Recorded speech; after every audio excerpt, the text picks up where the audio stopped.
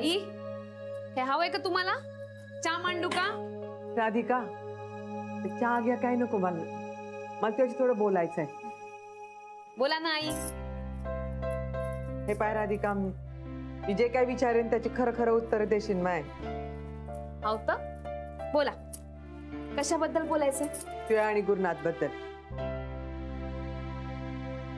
माझ्याकडे पाय राधिका, मी का म्हणते, तू आतापर्यंत जे काय करून राहिली ते अगदी बरोबर आहे असं आत्ताही तूच वाटते का? काहून असं विचारून राहिले? तुमचा भरोसा नाही का मायावर? आई बाई, का विचारून आली भाड्यासारखे असे प्रश्न? अगं, भरोसा तर मा लेकरापेक्षा तुझ्यावर जास्त आहे मा. पण तुझे काही विचार करून राहिली ना तसं घडून नाही राहिलं ना माय. आई, आता प्रयत्न करून राहिले ना मी. मग थोडं कुठं अडतंय? राधिका, पहिले मी इथं आले होते ना तेव्हा तुम्हाला का म्हणाली होतीस? तुम्हाला म्हणली होती की तू इथं राहून गुरुच्या आयुष्यातून शनायाला बाहेर काढशील, म्हणली होती का नाही? आम्ही पण म्हटलं बा चला, आपली सून एवढे प्रयत्न करते, एवढी मेहनत करून राहिली, येऊ दे बा तिच्या मेहनतीला यश. पण तसं काहीच घडलं नाही बा माय. ते बयाड शनायाला सोडून नाही राहिलं आणि शनाया त्याला सोडून नाही राहिली. तू बाहेरची बाहेरच राहिली पाय. हे असं किती दिवस चालणार?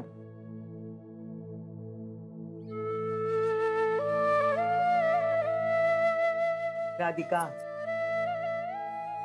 असं किती दिवस दुसऱ्यांच्या छपराखाली राहणार व? नाना नानी चांगली माणसं आहेत, तुला मुलगी मानते, पण त्याही नाही त्याचं कुटुंब आहे ना. तर वेळी यावेळी ते अथर्वचा तुझा खर्चही पाहते, सांभाळते तुम्हाला. पण उद्या त्याईनं जर गरज लागली तर त्याईच्या पाठीशी तू उभी राहू शकशील का? अथर्वची एकट्याची जिम्मेदारी तुझ्यावर पडली तर तू ती पेलू शकशील का? आई, मला समजून राहिलं तुम्हाला काय म्हणायचंय ते. नाही, मला हे समजून राहिलं का मी या घरात फार दिवस राहणं बरोबर नाही. कुणाच्या चांगुलपणाचा इतकाही फायदा घेता कामा नये ना. पण काय करू आई, मी प्रयत्न करून राहिले ना, पायावरती उभी राहून राहिले, पण थोडे दिवस तर लागतीलच ना या सगळ्याला. नाही, आता केलेल्या कामातनं पैसे मिळालेच नाही असं नाही. मिळाले पैसे, पण मिळालेल्या पैशांपेक्षा अडचणींचा डोंगरच एवढा मोठा होता. मी तरी काय करणार? मला सगळं पटते, घोंगडीला ठिगळं लावता येते, पण घोंगडत जर का तोकडं असेल तर काय करणार? तू हे असं किती सावरणार? अख्खा जन्म जाईल बाई सावरण्यात. पदरात पोरगा आहे, डोक्यावर चप्पर नाही. नागपूरला चाल म्हटलं आम्ही तर ते येत नाही. हे भाई तर तुला विचारतही नाही.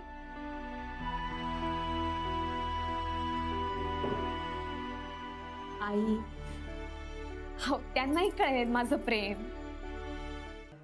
घ्या ना. काही कामात होतं का तुम्ही? नाही नाही, उद्याची स्क्रिप्ट. बसा. बरं, चहा? नाही नको, मला थोडं बोलायचं होतं. कशाबद्दल?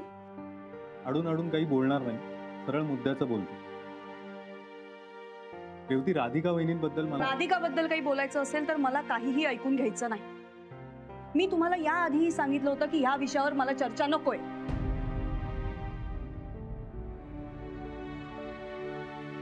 आजकाल तुम्ही एवढ्या ओव्हर रिॲक्ट का होताय रेवतीजी? हा, मी इथे कोणाची बाजू मांडायला आलेलो नाहीये ना, कसला जाब विचारायला आलो. आणि मला आहे ना तुमच्यातलं पॅचअप वगैरेही काही करायचं नाही. त्याचं नातं त्याने सांभाळा.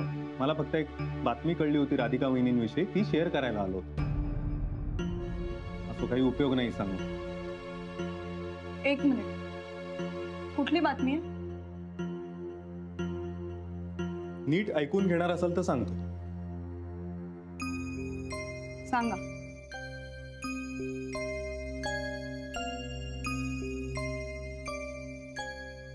मी मगाशी राधिका वहिनींकडे चावी द्यायला गेलो तर तिथे गुरुनाथ उभा होता.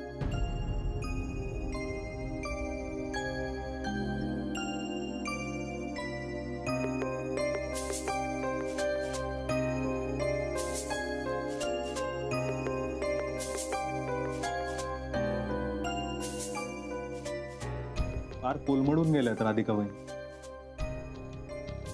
त्यांना कुणाच्या तरी आधाराची गरज आहे रेवती. आणि मला नाही वाटत तुमच्या इतकं जवळचं त्यांचं कुणी आहे.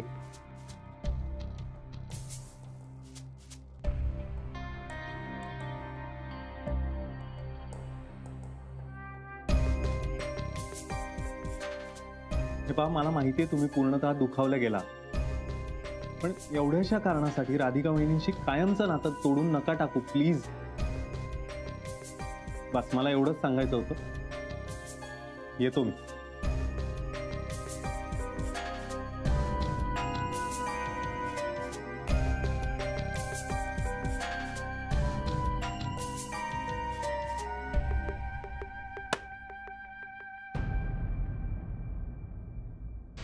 हा बोल सुन बाई. मी बोलून राहिले. तू कशाला आता फोन केला? सगळं व्यवस्थित आहे ना? आता का सांगू तुम्हाला, हे तर काहीच नीट नाही होऊन राहिले पा. मग तर काही समजून नाही राहिलं का करावं का नाही करावं. म्हणजे हे बघ, तू सरळ स्पष्टपणे सांग काय झालं. अथर्व सुनबाई बरे आहेत ना? ते सर्व बरे आहे तो, पण आपलं पोटच जास्त बिघडलंय. काय झालं? भारीच विचित्र वागून राहिलाय पाय. त्याने राधिका जवळ डायव्होर्स मागितलाय. काय बोलून काय राहिली तू? मी खूप समजवायचा प्रयत्न केला तरी, पण तो माझे काही ऐकून नाही घेऊन राहिला पाय. असं कसं ऐकत नाही? एवढी हिंमत वाढली का त्याची? तू 10 आता मिळेल त्या फ्लाईटनं मुंबईला निघतो मी बघतो सुनबाईला असा कसा डिवोर्स देतो तो. का घरची किती आहे का? लवकर या बरं, मी वाट पाहते.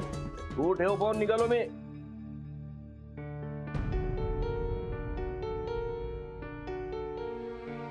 काय काय म्हणाला तुम्ही? गुरुनाथनी राधिकाकडे डिवोर्स मागितला? काय बरं बाई, मस्त काहीच कळून नाही राहिलं. मला तर माझ्या तोंडाने बोलायला देखील लाज वाटते. हेच सगळं सांगून राहिली होती मी आहे ना. येणार आहेत ते, चांगली कान उघडणी करतील पाय गुरुनाथची. आणि कधी घडलं हे? आत्ताच आला होता ना, तमाशा केला त्यानं. हे बोलताना काहीही वाटलं नाही त्याला? राधिकाला बिचारीला काय वाटलं असेल कोणास? राधिकाचं बाई खूप तुटून गेली. खूप मोठा धक्का बसला बाई तिला. आणि त्यावर राधिका काय म्हणाली? ती तर म्हणाली ठामपणे, मी काय डायव्होर्स गिवोर्स देणार नाही. बरं झालं, चांगलं केलं तिने. ते आमचं पोट्ट हे तर ऐकायलाच तयार नाही ना. म्हणूनच मी फोन केलाय ना. हे आल्यावर चांगलं खडसावतील त्याला, समजावतील तिला. पण काय समजावतील? की त्याला डिवोर्स दे म्हणून? नाही बाई, असं काऊन बोलून राहिला तुम्ही? कोणीतरी आहे ना, समजवायला पाहिजे ना दोघांना. मला तर काही कळूनच नाही राहिलं हे असं काऊन होऊन राहिलंय. हे असं पोट्ट निपजेल असं वाटलं नव्हतं बाई. राधिका समोर नाक कापलं गेलं पाय आमचं. या पोट्ट्याला सगळं दिलं आम्ही. चुकलो असो, आमचं काहीतरी चुकलं असेल, पाप केलं असेल आम्ही, म्हणून तर या पोट्ट आमच्या पोटी निपजलो. सगळंच तर दिलं त्याला, पैसा अडका संस्कार सगळंच दिलं. सांगा बाई, तुम्ही का चुकलो? असं नका बोलू तुम्ही. अहो, परिस्थितीच अशी विचित्र झाली आहे, काय करणार? आता सोसायटीत सगळ्यांना कळेल की गुरुनाथनी राधिकाकडे डिवोर्स मागितला आणि 10 तोंडांनी बोलतील लोक. मग लोक तर का हो, इथून पण बोलते तिथून पण बोलते. बघा मिस्टर गुरुनाथ, तुम्हाला तुमच्या बायकोला खूप मोठी पोटगी द्यायला लागेल. माझ्या बायकोला नीट ओळखतो मी. अॅल्युमिनी पोटगी वगैरे अजिबात मागणार नाही. कोणी सांगितलं तुम्हाला मी पैसे नाही मागणार म्हणून? मला सगळं हवंय. राहतं घर, दागिने सगळं हवंय.